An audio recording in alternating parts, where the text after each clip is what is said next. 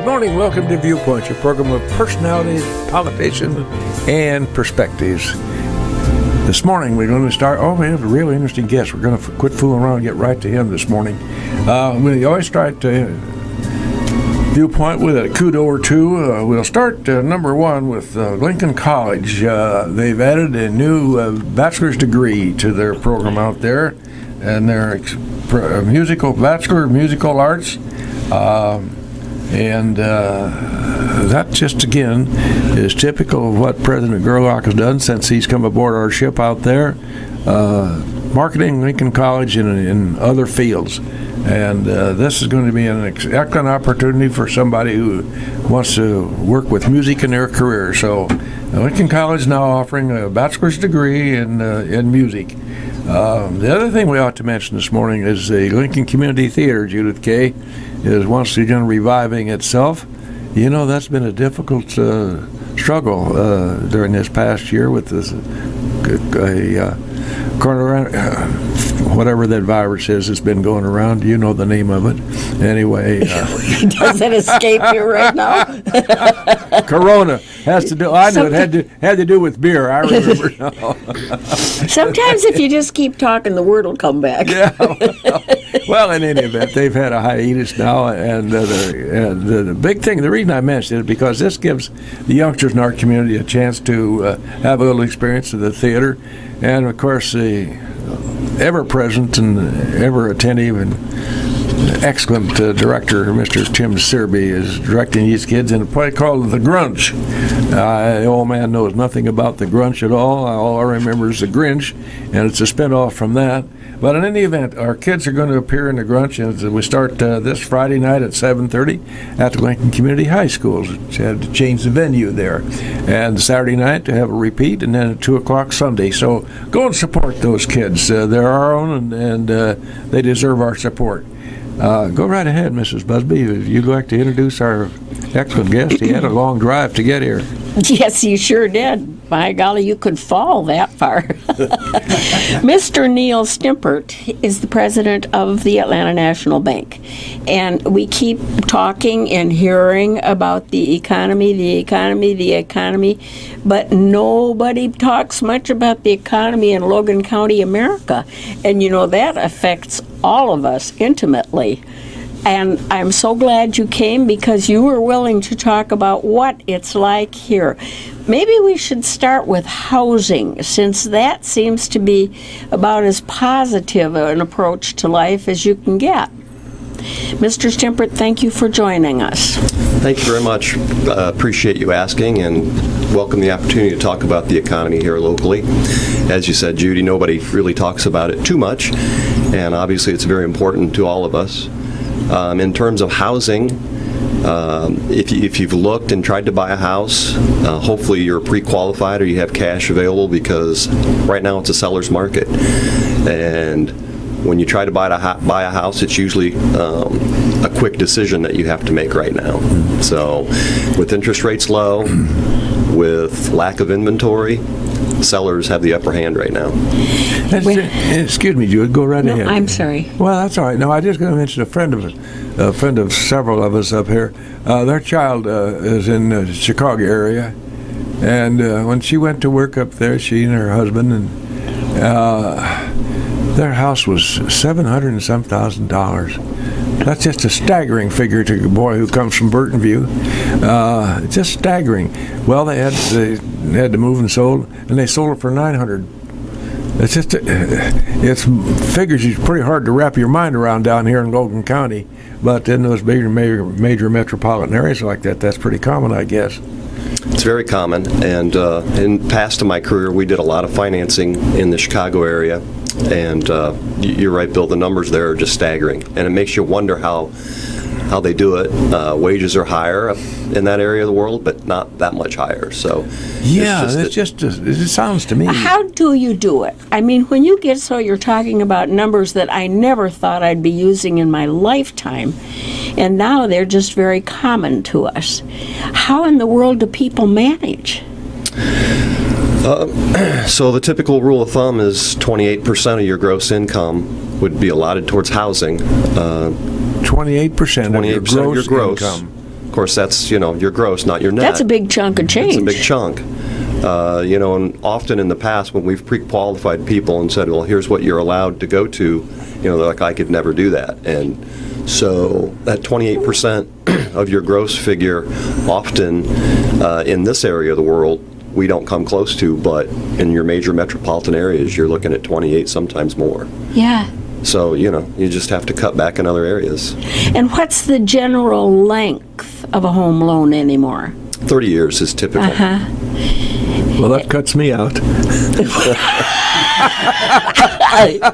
Yeah, us octogenaric sitting here, we can't sign on for that. Well, we're not allowed to discriminate based on age. Thank goodness for that. Yeah, but it would only be smart to turn us down. That's one hurdle I don't have to worry about, Holy non-discrimination. cow. Oh, my gosh. Interestingly enough, just a quick side issue there, Mr. President.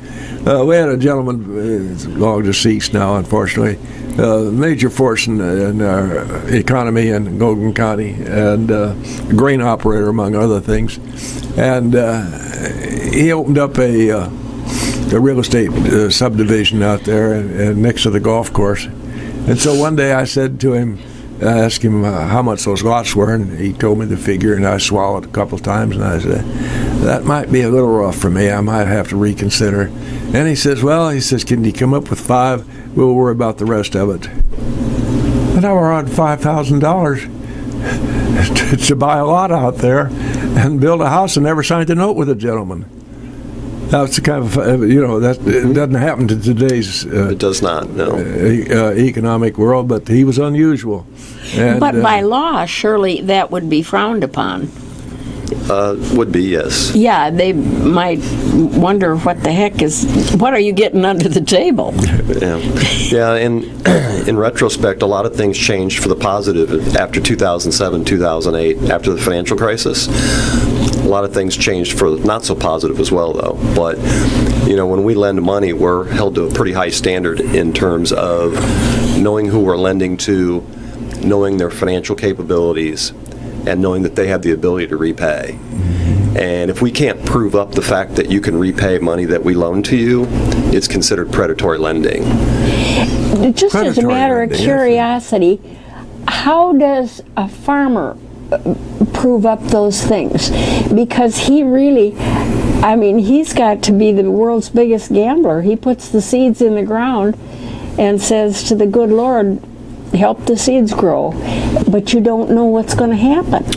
Right, it's a great point, Judy. So the farm cash flow is much different than your typical business in that often it's mismatched timing-wise because the farmer's paying for the seeds, as you said. Later on, you're taking the income, and often that farmer's deferring taking that income into the next tax year. So sometimes you're off by 1, sometimes 2 tax years when you have inputs and when you have your cash incomes. So as bankers, we're expected to do what's called accrual accounting, so we have to get pretty precise. What kind of accounting? Accrual. Okay. As opposed to cash basis. So we're trying to match when the expenses occur and when the income comes in for the operating year. And it can be difficult at times. We're only as good as the information we receive from our customers. But it's our job, and we're expected by our regulators to be able to do that. Boy, it's a bit of a shot in the dark, though, isn't it? It can be. Absolutely. Of course, we've not had failures around here, I don't think, have we? Not crop failures, not due to nature. No. Yeah, so speaking in terms of the local economy, which obviously the ag sector is very important in the local economy, we've been blessed the last few years and have had pretty good yields. When you look throughout the state of Illinois, this area has had better yields than most, if not the best in the area, and that's helped. Certainly last year into this year with the increasing grain prices, that has helped. So hopefully this crop year yields can be as good as they've been the last few years, and I think our local economy is going to fare pretty well.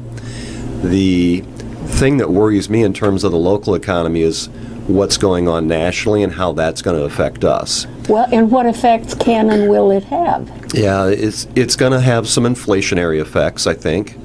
So, talking about in terms of interest rate, it's all where you're at in the cycle, whether you like low rates or high rates.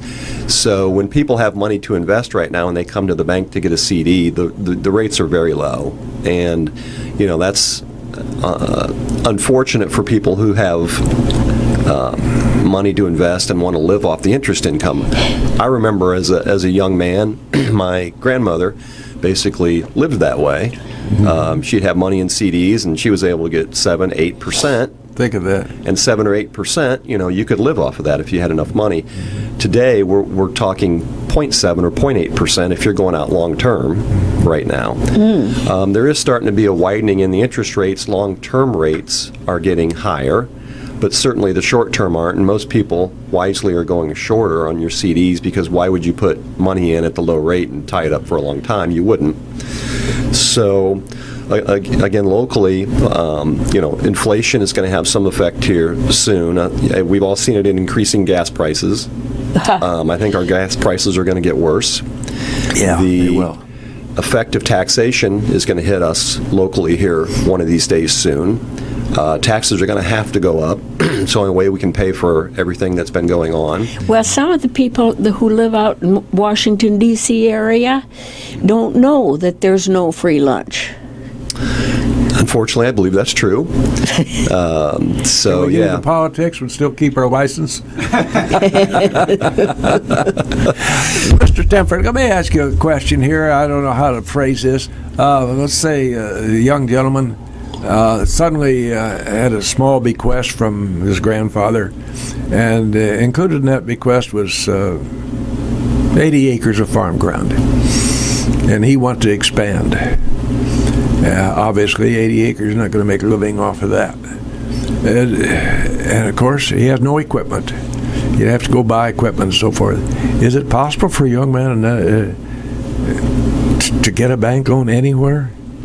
It is. So one of the things with the going back to that ag economy is what's very important is that when we evaluate a request is if that young man's farming that 80 acres, he's going to have to tell us what his projections are, his cost of inputs, what all his expenses are, and then in the end. And he's young, that all of that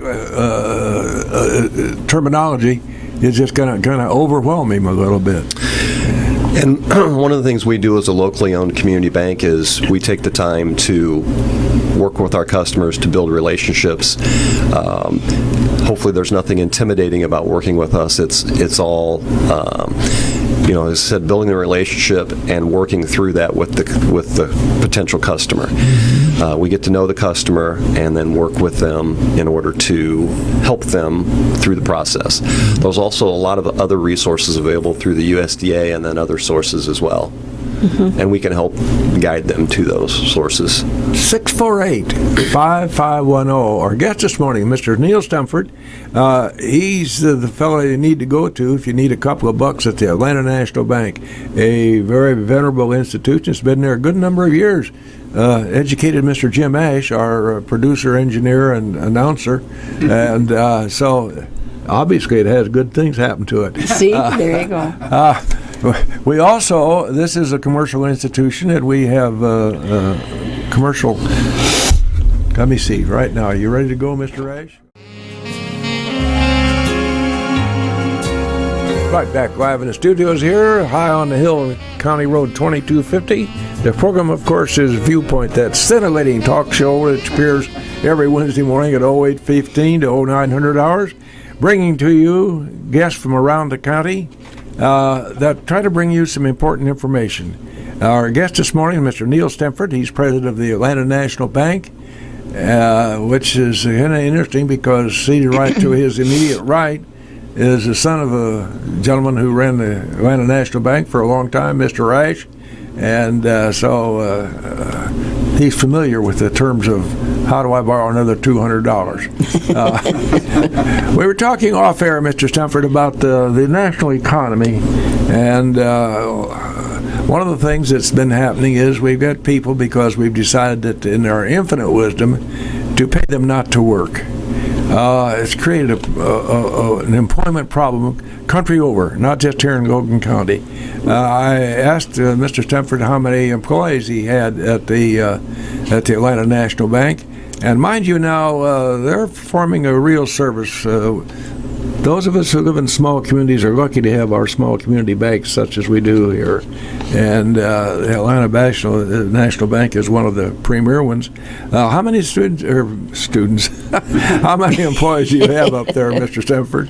Well, when fully staffed, we're at 15. Mm-hmm. Fully staffed now. When fully staffed, so we're a couple short right now. Could that be a part of this national I Don't Want to Go to Work program? Definitely could be. We've seen a reduction in the amount of applications for the openings that we have right now compared to previous openings. In terms of when that's going to end, that's a pretty important answer when I think our local economy gets a little better as well. So right now, August, September, that extra unemployment is scheduled to end. Of course, it can always be extended. We've seen some of our neighboring states like Iowa, Indiana, and Missouri at the state level stop that extra federal unemployment, and their employment numbers have gotten much better since they stopped.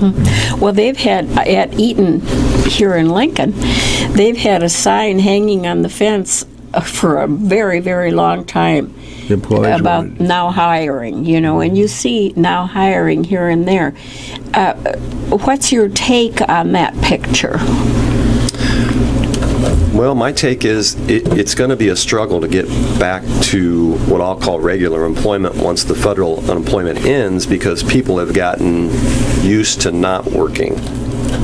So, one of my favorite things about having been a banker for so long, and especially in the commercial banking area, is many of my customers have gotten to be pretty good friends of mine for many years. Down through the years, yeah. And so, we develop relationships and talk about things. And so, what's interesting is the amount of business owners right now who are struggling to find employees.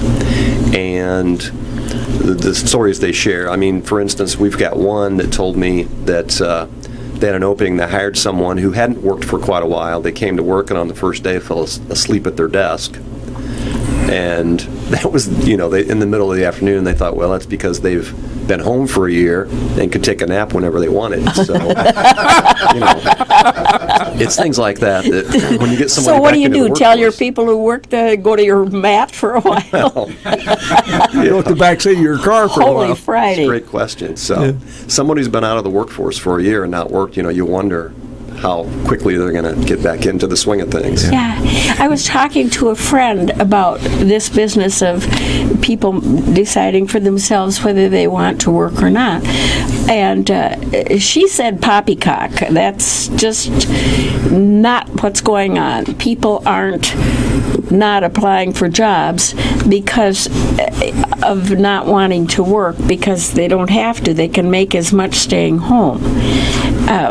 I don't know. I don't think that's poppycock. I think it's true. I mean, why would you get up and get your best bib and tucker on and go to work if you didn't have to? Yeah, in my opinion, it's absolutely true. And not only in some cases are they making as much, they're making more. Yeah.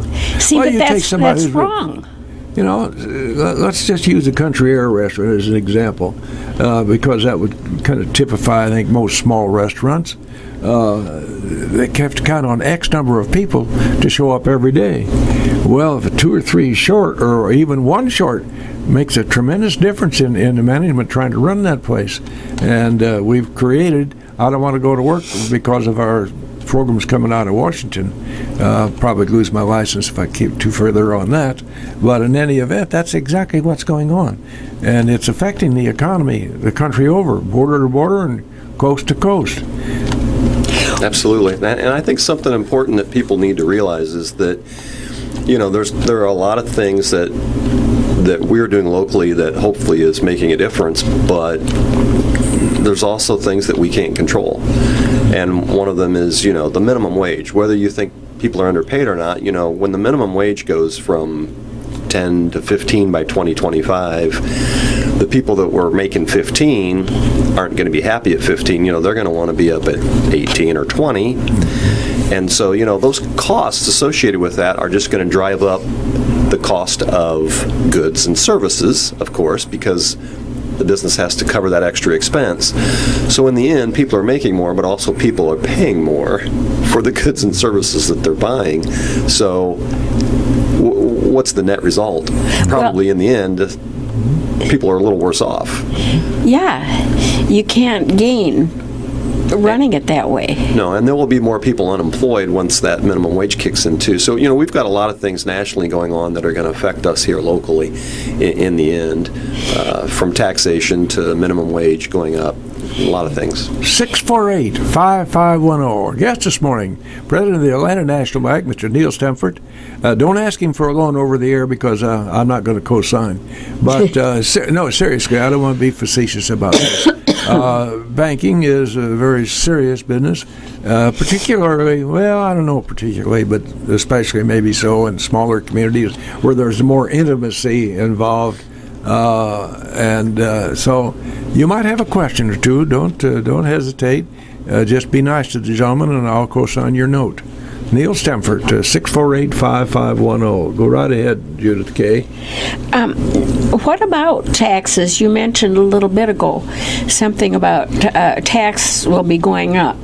And they talk on a national level about the fact that the economy isn't liable to be improving, but rather running in the other direction.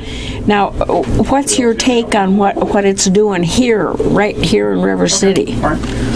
Yeah, so tax-wise, the corporate tax was lowered to 21%. That's going to go up to 29%. So again, we're getting back to goods and services are going to go up because that increase in the corporate tax is going to get passed along in the terms of the cost of products. So, Mr. Stimpert, put your headset on, sir. We have a caller who is going to ask for some permission to borrow $4. Go right ahead, caller. Yes. My Sears furnace, which was 60 years old, died last winter. So I had to have a new furnace put in and also an air conditioner, which I had never had before. Now, I was going to, within 6 months, receive an enormous inheritance. So my oldest son and I went to my bank and asked for an $8,000 loan for 6 months, but I was going to be charged 9% interest. Would your bank ever charge like that? I mean, I don't need a loan now. I got it all taken care of. Well, good for you on that department anyway. Go ahead and answer the question, Mr. Stimpert. It's a difficult question to answer without knowing more about it. Were you attempting to borrow on an unsecured basis? So no. My house is paid for. I was going to, let them have whatever they ask about my house and my car. Yeah. So with collateral, 9% seems a little high, especially if you're going to put up your house as collateral. Last year, rates were very low, as they are right now. So 9% seems like an excessive rate, but don't want to say that definitively without knowing more about the situation. Okay. Well, of course, we did not take it. My son had a lot of money. He paid for it until I got my inheritance, and then I paid him back. But I just... my very large inheritance is in SEPQ, and I am not going to put it into my own bank since they treated me that way. So, well, one thing about it, my dear, is you're staying warm and you're staying cool, and that's the best thing. Yes. Appreciate your call very, very much. Thank you, dear. Thank you. This call kind of reminds me, there's some terrible commercials out there on the air today, especially on TV. But there's one cute one out there that shows this, and I think the guy is really clever. It shows the two little kids, and they're plumbers. It's a plumbing commercial down in Springfield, and it says, the little kid says, "We'll fix you.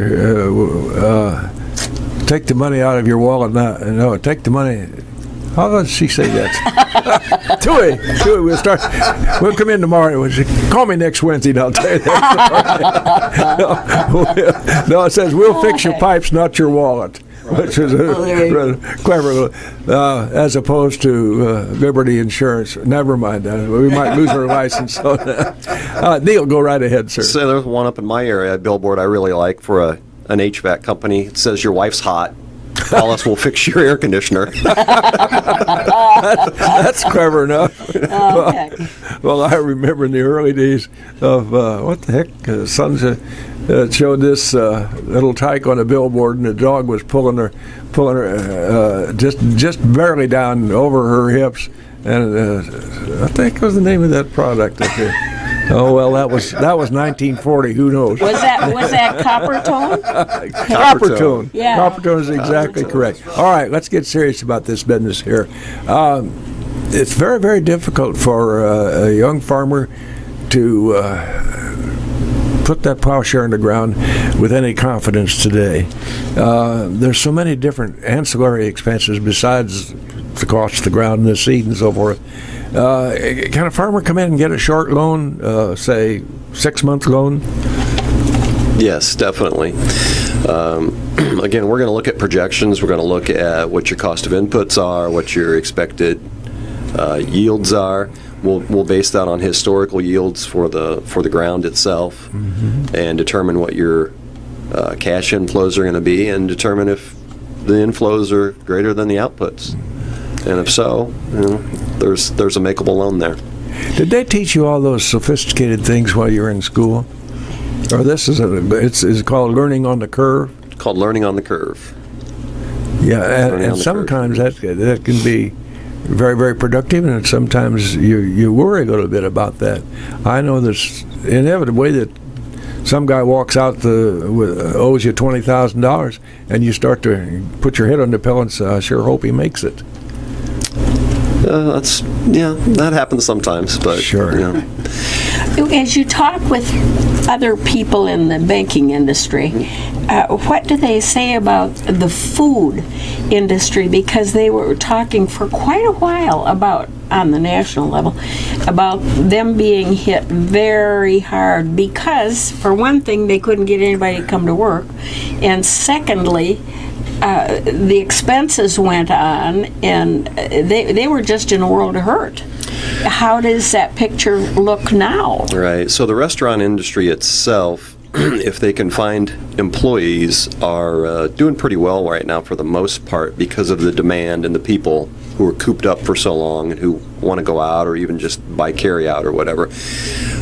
In terms of the food chain, that can still be difficult. Obviously, last year we hit some snags with the livestock industry and supply and demand and the processing plants being shut down, and hopefully those are all smoothed out now. But that's what worries me more than anything is the supply chain going forward, and how that's going to impact our local producers. What about people in the automobile business here in Central Illinois? How are they doing? Well, unfortunately, inventory is the problem. So, again, when we went back to the housing industry, it's a seller's market. You could say it's a seller's market for the car dealerships, except for the fact they don't have enough cars. So, sure, they can get sticker price or top price for a used vehicle because there's lack of inventory. But if there was more cars sitting on their lots, they could sell more.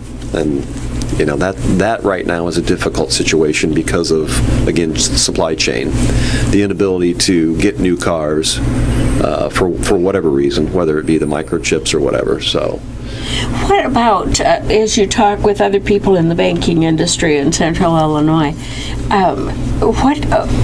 How do they feel about their particular areas, geographic areas around here?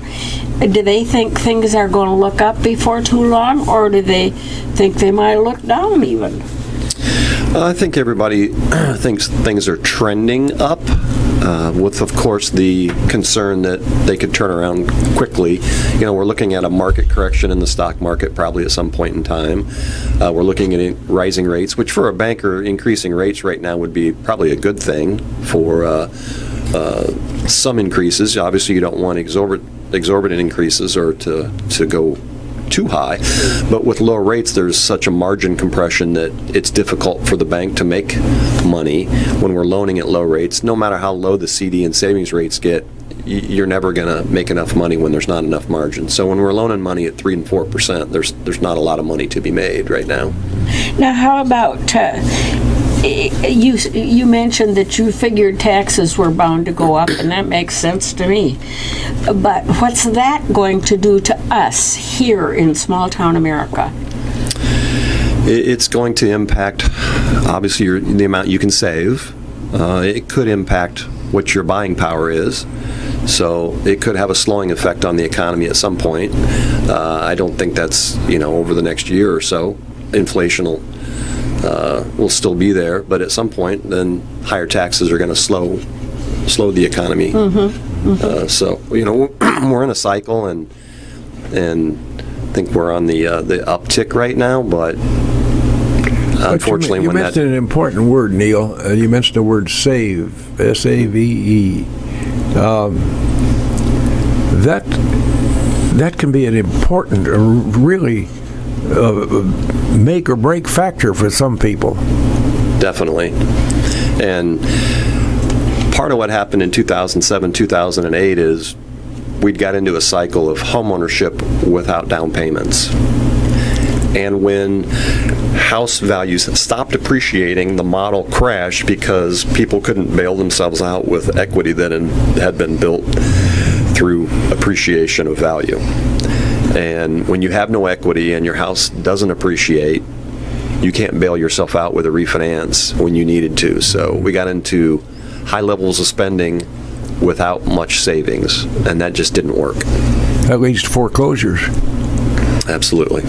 Yeah. Which is that's the bottom line for some people. I mean, right. They lose their house. They've just lost every penny they have in their wallet. Right. That nice lady who just called was talking about an inheritance that she was awaiting. Are there going to be inheritances like there used to be? There still will be. There's some changes coming in the inheritance tax, but yeah. I think those are at high enough income levels that there'll still be inheritance that comes through to people. Yeah. Will it be different here in an agricultural area than it would be in a city where your property ownership kind of is confined to the lot you're living on? I mean, it could be. We talked a little bit off air about the cost of farmland or the value of farmland. So you could get into some significant dollars with some acres. It could be impacted. The fact that the inheritance taxes, it's kind of an ever-living specter that always hangs on the horizon out there. In some cases, the way things are written now, that cannot be anything that you're tickled to death to get as far as real cash is concerned. That can be a problem for somebody. It can be. Often the problem is when it's not in cash and it's in an asset that you have to then sell even though you don't want to in order to be able to pay that tax. Yeah. So, people which is inherently wrong, if you excuse a bad play on words there. That's just morally defunct. Right.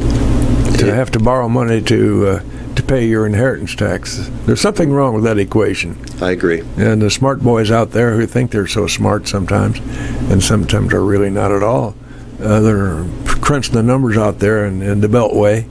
I really worry, Neil, about our country and the position, the way we're sliding. We're not sliding in the right direction, in my judgment. Well, Bill, let me tell you one thing that I'm worried about as a banker. In President Biden's America's Family Plan, there is a provision where the banker is going to have to send to the IRS every year a summary of all your deposit and withdrawal activity. So in other words, they're making the banks the police for the IRS.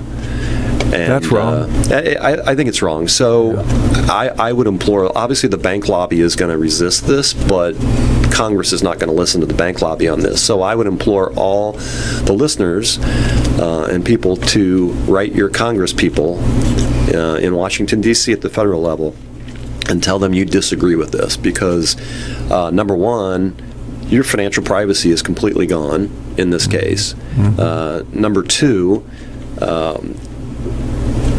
the majority of people are not cheating the tax system, so why does the government need all of your information? And then three, the burden it places on the bank because, we don't have employees in place to track this or do this. So as a small institution with 15 employees, are we going to have to hire another person just to keep track of this? So, just to do the government's work for them. Right, exactly. How do they do that, though? When you have rights to privacy and you have... We were really granted some inalienable rights, Did we just decide we would overlook them? Yeah, I mean, it's financial privacy doesn't pertain if the government wants your information. I guess they're able to get it. So. Well, I don't want to get too philosophical about this because I'm not smart enough to be that philosophical. But the country of Germany, day by day, watched their little privacies erode, and suddenly they were beholden to nobody but the government, and that happened under Mr. Hitler and his associates over there, and as a result the economy's never really recovered. So we just have to be patient, although that's almost an impossible factor with the people we have out there in the Beltline now. I just don't understand where they're coming from, having the banks report to the government about their employees or their customers, their clients' banking status. That's nobody else's business. Yeah, and I don't know how they come up with this number, but there's a figure in the billions, if not trillions of dollars they think that they can recover that's not being received right now in income tax. But, again, innocent people like yourselves who are doing it the right way, your information gets passed along. And somebody, like you said, somebody's got to do that work and be paid for that work. So. Well, why should the Atlanta National Bank or the Farmers Bank in Emden or Hartsburg Bank, any heartland, why would they have to pay somebody to do the government's work for them? And that's just inherently wrong. Speaking of larger banks, what happens to a smaller bank when they become part of a larger bank's conglomerate? Some immediate things take place there. There's usually some reduction in staff. Operations are consolidated.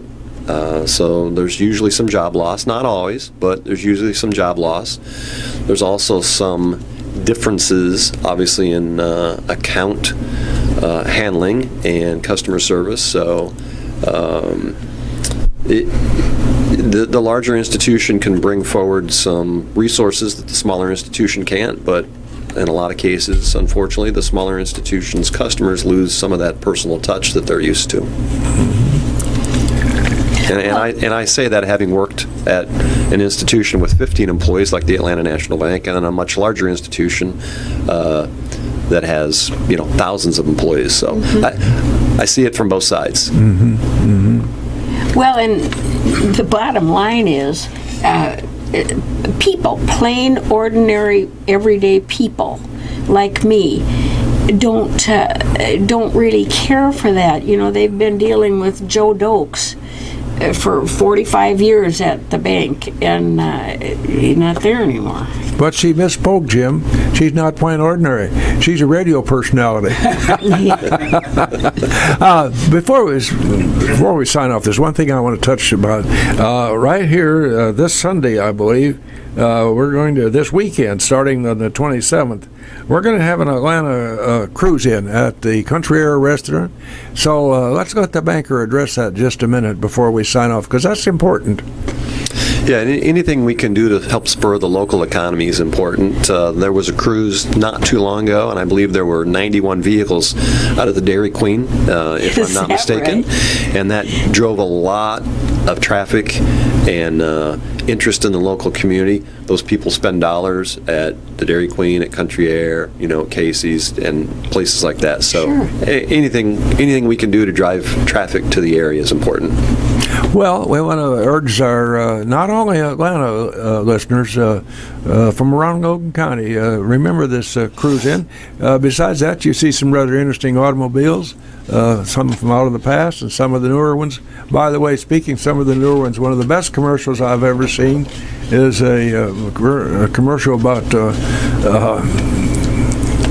Mercedes-Benz being battery-powered. Have you seen that one on your computer? I have They've not. got the entire chassis is all loaded with small AA batteries.